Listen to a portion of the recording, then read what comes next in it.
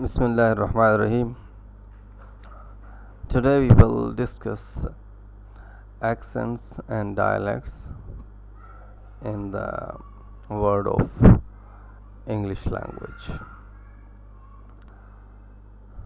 First, we will see some of the major regional accents of English. Spoken English shows great variation across regions where is the predominant language, and in this lecture we will see these several identifiable variations in pronunciations of in these regions. Such distinctions usually derive from two things. One is the phonetic inventory of local dialects, and the other one, the broader differences in the standard English of different primary speaking populations, because every nation who speaks English language as their primary language, so they have their own standards. So there's differences in those standards of different nations. So these kind of variations, they occur due to phonetic inventory of local dialects and the differences in the standards and the standard English of different nations, and that forms the accent. This influence of mother tongue, this brings a variation in the in the English speech of different people. Primary English speakers show great variability in terms of regional accents. Some accents, such as Pennsylvania Dutch English, they are easily identified by key characteristics, because there are some key characteristics which make them easily identifiable. Others are more obscure or easily confused, but some are a bit complicated and it's not easy to identify or differentiate between different accents. Broad regions can possess subforms as identified below. Here we have examples. For example, towns located less than 10 miles, that's equal to 16 kilometers, from the city of Manchester, such as Bolton, Rochdale, Oldham and Salford, each have distinct accents. So each of these areas, although they are less than 10 miles away from the main city of Manchester, but each of these cities have distinct accents, different accents from each other, all of which together comprise the broader accent of Lancashire county. So all of which together, the accent of all these cities together is known as Lancashire county accent of Lancashire county. So while these sub-dialects are very similar to each other, so non-local listeners can identify firm differences.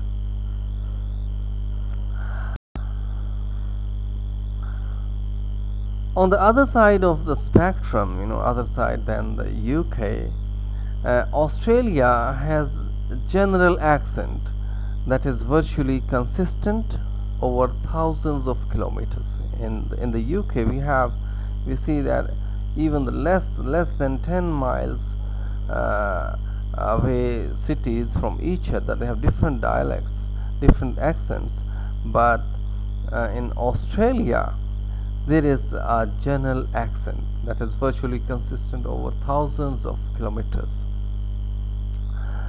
So there is no change in thousands of kilometers in the accent of people who live in the region of thousands of kilometers. So English accents can differ enough to create room for misunderstandings. So in English accents, it's not a small thing. Sometimes it can cause misunderstanding. For example, the pronunciation of pearl in some variants of Scottish English can sound like the entirely unrelated word petal to an American ear. Someone who speaks American English, or someone who understands American English, so in some variants of Scottish English, in some accents of Scottish English, they can hear it as the word petal. They can hear the word pearl as petal. So there is entirely this is entirely a different word, different sound, and that is because of the variation in accents. So accents can cause misunderstandings. English dialects differ greatly in their pronunciation of open vowels. So we see here three different dialects. In RP, there are four open back vowels. You can see here, that is a, o, and o. But in general American, there are only three of them, no, three different ones: a, and o. A like in cat, and like in American is a got, a sound, and o, that is like on, on, or thought. This sound comes there.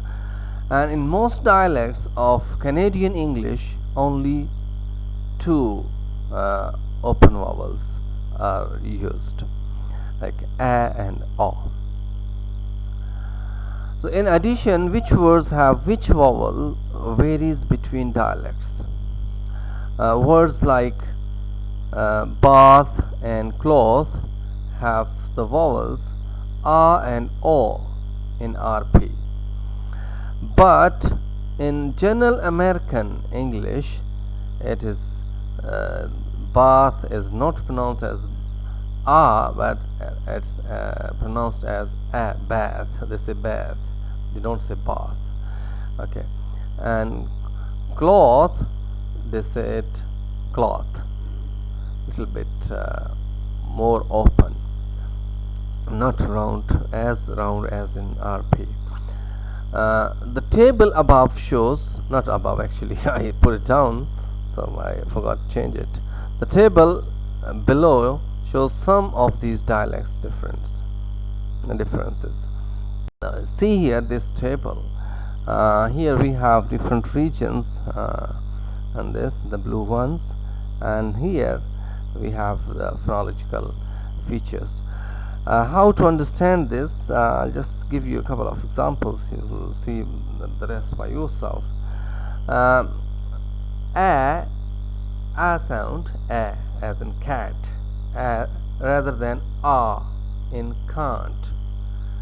In can't, actually in RP, we say it can't, we use a sound, this sound a, but in some regions this sound is not used, this vowel is not used. Instead of this, a, instead of a is used. Like this is plus in the United States, yes, they use a instead of a. In Canada, yes, they do. They use a instead of a, and the rest nowhere. Okay. Maybe their cases are different. Okay, but we are focusing only about these sound, where this sound is used at the place of this a, where a sound is used at place of a. So there are two places, Canada and the US. Father, bother, merger. So father, bother. So this merger, they sound similarly. So they have same sound, father, bother. But actually in RP we call it father and bother. We have O here, but in some regions, so this O is merged with A, like in father. So again the same regions, right? And the rest you can see, and somewhere you have the plus and minus sign, so it means both are there. Sometimes yes, sometimes no. Okay, some people they do use it, some people they don't use it, right? Next one. So in this table we see different sounds in different dialects, different sounds of open vowels and different dialects. Here we have three dialects: RP, received pronunciation, General American, and Canadian, right? And these are some of the sound change operations, I will call them. You can read about them. They are very known terminologies. Thought, cloth, lot, palm, plant, bath, trap. So these are the words, and they are they give different sounds. They are pronounced differently. Their vowels are pronounced differently. You can see in RP, for example, thought is as thought, and General American has the same sound, but in Canadian it has thought, so not thought, thought. And in cloth, again you have in RP you have cloth, and in General American it has cloth, and Canadian also. And lot, although in RP it has same sound, this O giving same sound, cloth, lot, but in American, General American pronunciation, there is split in cloth and lot sound. You say lot, cloth, split. So cloth is giving different sound, cloth is giving O sound, and lot is giving A sound, lot. They say lot. And in Canadian English is the same, lot.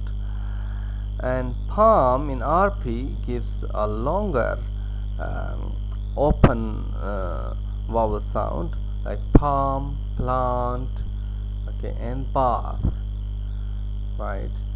But here you see in American, so this palm is not as this palm, it's not long, it's shorter one here. In General American you say palm, not palm, it's not so open. And plant again, so they don't say a plant. So here again you trap, bath, split occurs here, and plant here they say it plant, same in Canadian English. And bath in RP, and bath in Canadian and General American, and trap is the same in all these three dialects. So I have put this link here. Actually this is phonetics, basic phonetics, so it needs real practice. So you can just go and watch videos on this. I really like this channel. There are few minutes, 5-7 minutes videos for 2, 3, 4 sounds, and they give you a good practice. You will understand some practical knowledge, practical pronunciations of different dialects. So it's a good one. I really like it, so I put this link here so you can just go and see and the difference in the different sounds of vowels and consonants as well, I hope. Alright, so now we'll see here talk about the accents of different regions in detail. First of all, we'll say British Isles, British Islands, Isles. Accents and dialects vary widely across the Great Britain, Ireland, and nearby smaller islands. So there is, we see that when if somebody is from England, he speaks English, and English is same everywhere. But as we see, in every 10 miles, we have different accent there. And if you go further, I mean, into regions, so we have different accents and dialects. So there is great variety across Great Britain, that is included in Ireland, Wales, and England. As such, a single British accent does not exist because because of so many varieties are there. So there is no single British accent. I mean, you cannot say that this is British accent, but someone could be said that to have an English accent or Scottish accent or Welsh or Irish accent. So although these all have several different subtypes, under these also there are subtypes, but overall you can categorize them into English, Scottish, Welsh or Irish accents. There are considerable variations within the accents of English across England. One of the most obvious being the trap bath split of southern half of the country. I mean, there in the southern half of the country, the vowel sound of trap and bath is pronounced differently. So normally they say trap, bath, but here, I mean, in southern half of the country, so they use different vowel sound for such words. Two main sets of accents are spoken in West Country, namely Cornish and West Country, spoken primarily in the counties of Devon, Somerset, Gloucestershire, Bristol, Dorset. So in Dorset it's not very common, and Wiltshire again less common in eastern Wiltshire. So there are two main sets of spoken accents in West Country. However, a range of variations can be heard within different parts of West Country. In Bristolian dialect is distinctive. I mean, the Bristolian dialect is distinctive from the accent heard in Gloucestershire, especially south of Cheltenham, for example. I mean, there in Bristolian dialect, the Bristolian dialect is distinctive or different from the accent that is heard in Gloucestershire, especially in this part of Gloucestershire.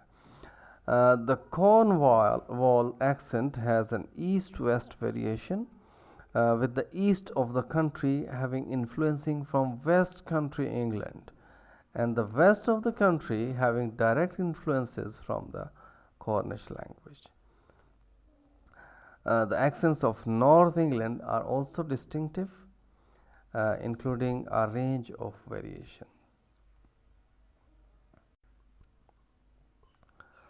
There are regional variants in eastern Northumberland, Washington, northern Northumberland, Berwick-upon-Tweed, and Newcastle. The variants continue south through Sunderland and into country Durham. A specialized dialect called Pitmatic is within this group across this region, which included regional terms specific to coal mining. So in this dialect, regional terms are included which are related to coal mining. Cumbria, with regional variants in Western Cumbria, Workington, and Southern Cumbria, Borough Furness, and Carlisle. Lancashire, with regional variants in Bolton, Burnley, Blackburn, Manchester, Preston, and other places here. And Yorkshire is also distinctive, having regional variants in Leeds, Bradford, Sheffield, York, Hull, Middlesbrough, and sometimes grouped with northeast accents. Now we will see North America, the accents in North America. North American English is a collective term for the dialects of the United States and Canada. So when you say North American English, it means it refers to the English of United States and Canada together collectively. So it refers to those dialects which are spoken in Canada and the United States. So it does not include the varieties of Caribbean English spoken in the West Indies, however. So it's only limited to Canada and United States. Rhoticity. This is one of the main features or feature of North American English accents that differ from RP, that is different from RP, and in some other British dialects by being rhotic. The rhotic consonant are in rhoticity. I have added some information about rhoticity in the end of the lecture, so this is good information. I think I have given you some material on rhoticity before also, maybe your class or some other class, but anyway, it's there at the end of the lecture, so you can read some details about what is rhoticity. And some languages are rhotic, some languages are non-rhotic. So rhotic, in the rhotic consonant ra is pronounced before consonants and at the end of syllables, and R colored vowel is used, this symbol you can see in brackets, is used as a syllable nucleus. For example, while the words hard and singer would be pronounced as hard and singer in RP. In RP, you pronounce it hard, so there is no ra sound, and in singer also singer. So there is shaw and there is no ra at the end of the word in RP, received pronunciation, and these sounds would be pronounced as hard, ra is there, and singer in general American English. So in general American English, because this is rhotic, so rhotic, so that's why they mean why is rhotic, because they pronounce ra sound after different vowels and okay, and at the end of at the if R is at the end of any word, R sound is there.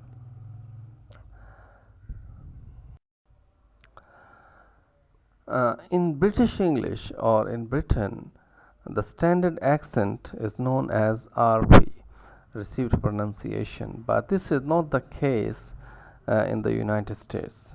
There is no concrete standard accent in the United States like in the UK, in the Britain.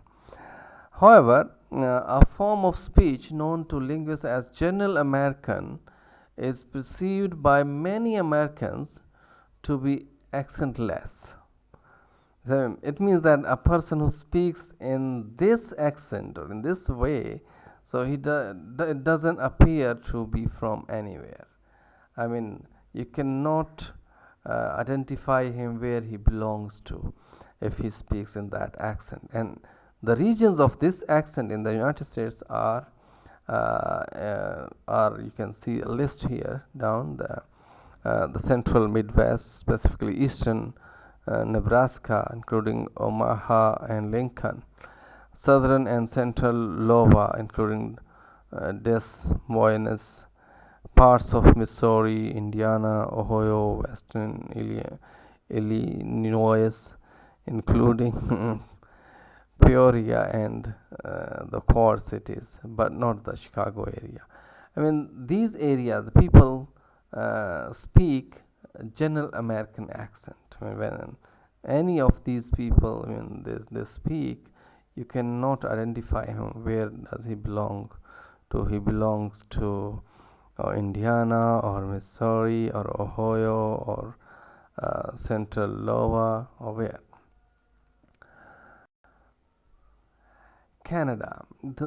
Three major dialects dialect areas can be found in Canada: Western, Central Canada, the Maritimes, and Newfoundland. The phonology of West Central Canadian English is also called General Canadian, is broadly similar to that of Western US, except for the following features. So it's almost the similar like the Western US accent, the General Canadian, except for the following features. What are those features? The diphthongs I and OW are raised to approximately I and OW before voiceless consonants. So this is the difference. Thus, for example, otherwise, it's the same like Western US accent. Thus, for example, the vowel sound of out is different from that of loud. This feature is known as Canadian raising. The ow is even more raised towards central Canada, Ontario, closer to out. So it is not it's out. It's become out in towards the central Canada. The short of bat is more open than almost everywhere else in North America. Bat. It's bat. Open bat. You open your mouth more. As compared to American, they say bat. The other front lax vowels like a and e too can be lowered and or retracted. This phenomena has been labeled the Canadian shift. The pronunciation of certain words shows a British influence. For instance, Sean is Sean, bean is often bean, and lieutenant is lieutenant. Process can be process, processes. No, process is process, not processes, it's process. Words like drama, pajamas, pasta tend to have a rather than a or o. So in this way, in Canadian English, you will say it pajama, drama, not drama or drama. And same with the case with pajamas, they say pajamas, and pasta. Okay, so they say a sound like in cat, this a sound instead of a or o. Words like sorrow, Florida orange have or rather than r. Therefore, sorry, the word sorry, it rhymes with story rather than with starry. You don't say sorry. Some people say somewhere this. I heard this. Sorry, they say sorry, so it rhymes with starry. But in Canadian English, they say it sorry, like story, sorry. Australian English is relatively homogeneous when compared to British and American English. Means that there is very little variation as compared to British and American English. However, some regional variation between the states, particularly in regard to South Australia, Victoria, Queensland, Northern Territory, and Western Australia is there. Three main varieties of Australian English are spoken according to linguists: that is broad Australian, general Australian, and cultivated Australians. So these are three main varieties of Australian English. They are part of a continuum reflecting variations in accent. They can but do not always reflect the social class. They can but they do not always reflect the social class, education, and urban or rural background of the speaker.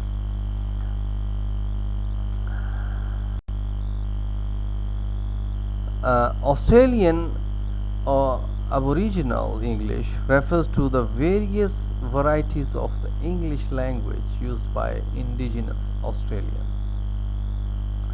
Okay, these varieties, which developed differently in different parts of Australia, vary along a continuum from forms close to general Australian to more non-standard forms. So there are different varieties which are from general Australian standard to more non-standard forms. There are distinctive features of accent, grammar, words and meanings, as well as language use. So many features are distinctive in those varieties. The further extent of the Aboriginal dialect is Australian Creole language. So if you go deeper into this, divide into this, divide further this the Aboriginal dialect, divide into subcategories. So one of the categories, Australian Creole language, which is not mutually intelligible with general Australian English. It is far different. You cannot understand this. It's mutually not intelligible with general English that is spoken in English in Australia. On the Torres Strait Islands, a distinctive dialect known as Torres Strait English is spoken. In Australian English, pronunciations vary regionally according to the type of vowel that occurs before these sounds. You can see these sounds ND, NS, NT, and MP. So we'll see these in examples down here. And in words like chance, plant, branch, sample, and demand, the vast majority of Australian use the short a vowel from the word cat. Like in cat, you say a, so they say it chance. They don't say chance, like in RP. Plant, they don't say plant, and branch instead of branch, and sample instead of sample, and demand instead. They say demand instead of demand. So this is the case with vast majority of Australians.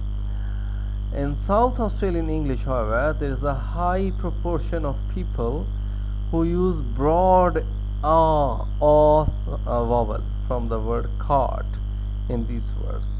So it means that in South Australian English, how people will pronounce these words, they will pronounce it as chance, not as chance. Okay, the South Australian English, and they will pronounce it as plant, not plant, branch, not branch, and sample, not sample, and demand, not demand.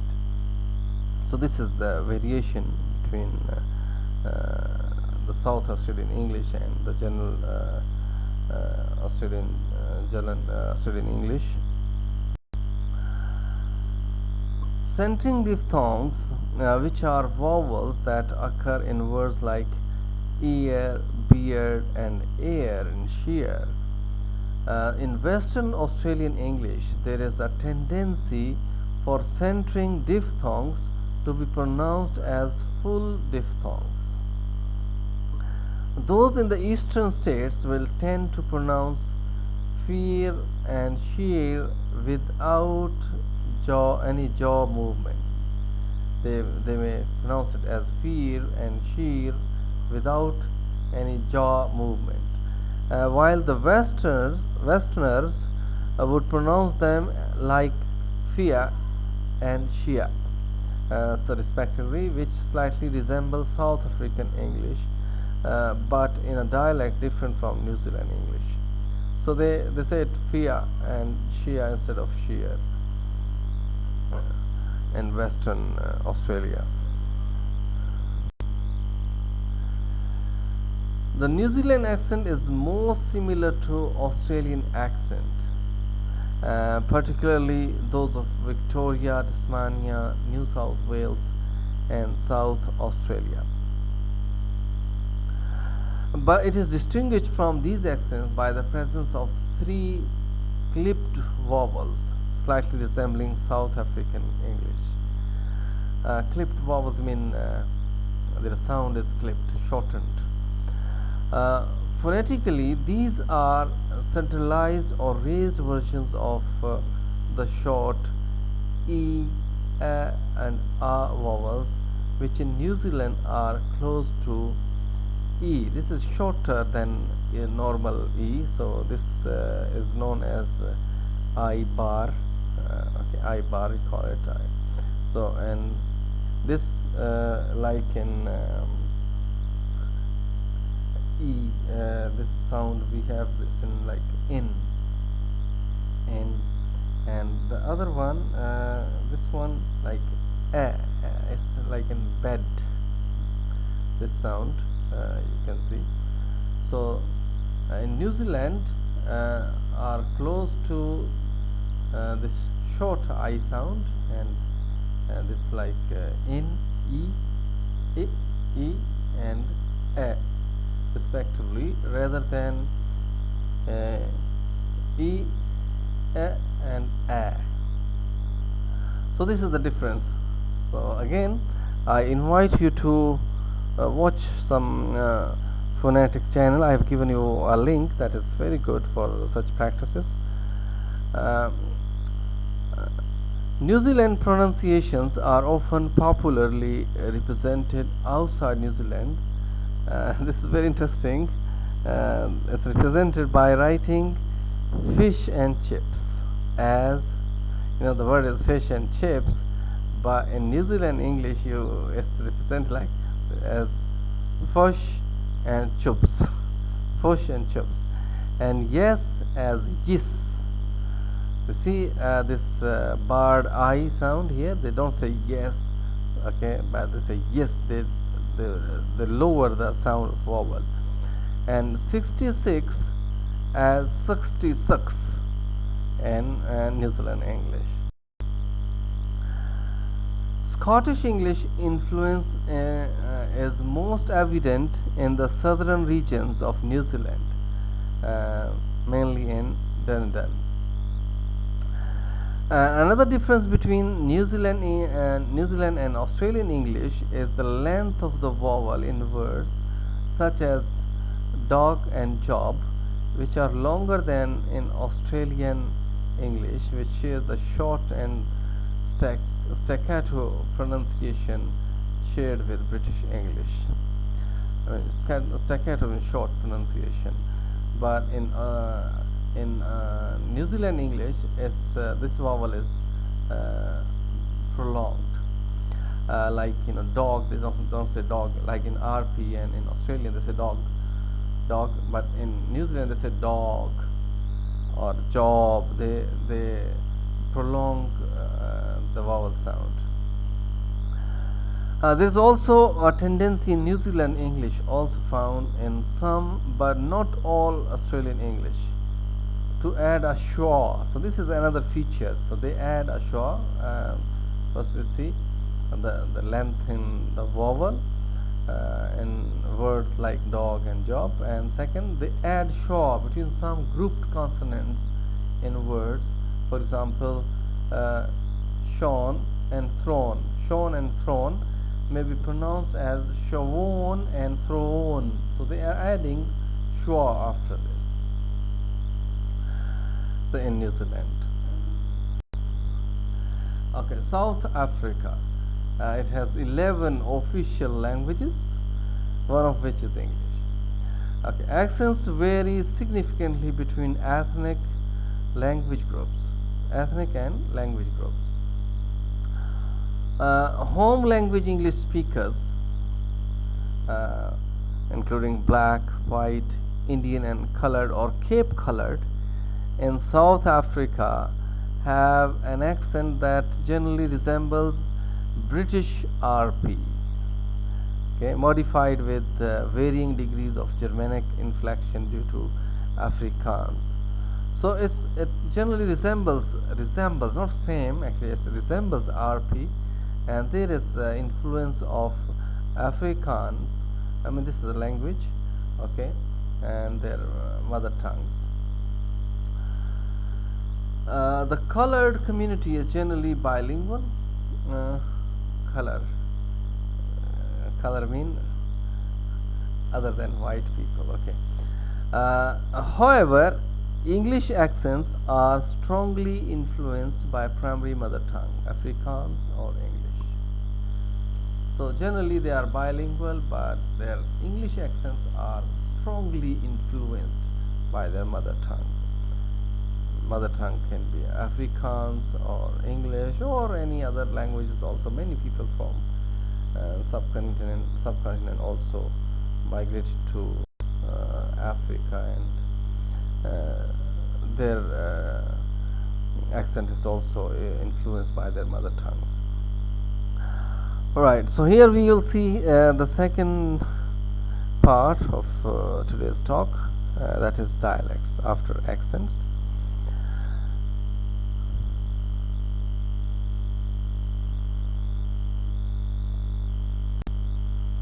Okay. Dialects are linguistic varieties that may differ in pronunciation, vocabulary, spelling, and grammar. So here we are talking about dialects that includes pronunciation, vocabulary, spelling, and grammar, and whereas in accents we talked only about pronunciation, not about vocabulary, spelling, or grammar. Dialects can be defined as sub-forms of languages which are in general mutually comprehensible. So these are some sub-forms of language which are mutually comprehensible. When people of different dialects, it means two different dialects can understand each other. English speakers from different countries and regions use a variety of different accents, as well as various localized words and grammatical constructions. Many different dialects can be identified based on these factors. Right? So many different dialects can be identified based on these factors. What are the factors? Accent and various localized words and grammatical constructions.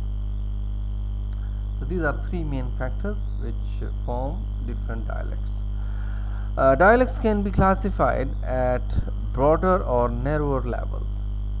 Within a broader national or regional dialect, various more localized subdialects can be identified, and so on. The combination of differences in pronunciation and use of local words may make some English dialects almost unintelligible to speakers from other regions. So I mean, these factors, I mean, the use of local words, and some vocabulary may be unknown to the speaker of other region in the same language, and the pronunciation, the stress, the intonation pattern, okay, all these things can make different dialects unintelligible to speakers of other dialects. The major native dialects of English are often divided by linguists into three general categories: the British Isles dialects, those of North America, and those of Australia, Australasia. Dialects can be associated not only with place but also with particular social groups. Not only in dialect, this is a dialect of this place, and there are different, like in Africa, you see there are white and black people. They live in the same region, same place, but there are different social groups. Of course, their dialects would be different also.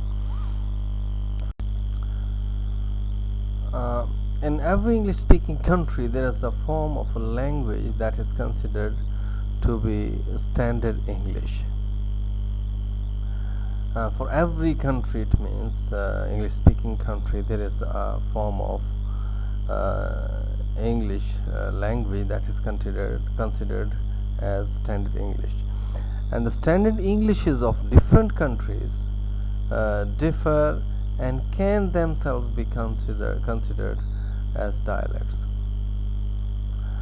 And standard English in any country is often associated with the more educated layers of the society and with more formal registers. When standard English is associated, is spoken by the more educated groups of people, as well as it is considered that this standard English is a formal register of the standard English used there in their society. British and American English are the reference norms for English as spoken, written and taught in the rest of the world, excluding the countries in which English is spoken natively, like Australia, Canada, Ireland and New Zealand. In other words, in other countries of the world, so British and American English are the reference norms for English as spoken in all forms of language. In many former British Empire countries in which English is not spoken natively, British English forms are closely followed, alongside numerous American English usages that have become widespread throughout the English-speaking world. On the other hand, in many countries which are historically influenced by the United States, in which English is not spoken natively, American English forms are closely followed. So, which are the countries which are followed, influenced by British Empire? They follow British English, and the countries which were historically influenced by the US, American English forms are closely followed. In many of these countries who do not speak English natively, but they were under influence of either British or American empires, while retaining strong British English or American English influences. So they retain the influence of British English or American English in their own English. They have developed their own unique dialects, which include many dialects you will see, like Indian English or Philippine English and many other dialects of English. But I mean, the main thing here is that although in Indian English you will see the influence of British English, and in Philippine maybe the influence of American English is there. But anyway, these dialects have been recognized as independent dialects. Chief or the main among other native English dialects are Canadian English and Australian English, which rank third and fourth in the number of native speakers. and like first one British, and then American, then Canadian, and then Australian. So this is number third and fourth. For the most part, Canadian English, while featuring numerous British forms alongside indigenous Canadianism, shares vocabulary, phonology, and syntax with American English, which leads many to recognize North American English as an organic grouping of dialects. Canadian English, so it has numerous British forms, and it has many vocabulary, phonological, and syntactical features of American English also. So, and it comes under the umbrella of North American English. Anyway, Australian English likewise shares many American and British English usages, alongside plentiful features unique to Australia, and retains a significantly higher degree of distinctiveness from both larger varieties than does Canadian English. So here Australian English is highly distinctive from American English and from British English, okay, and then Canadian English. So this is for the difference in Canadian English, and if you compare Canadian English with Australian English, so Canadian English is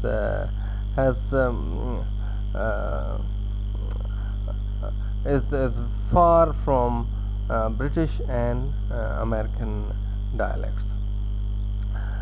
South African English, New Zealand English, and Irish English are also distinctive and rank 5th, 6th, and 7th in the number of native speakers.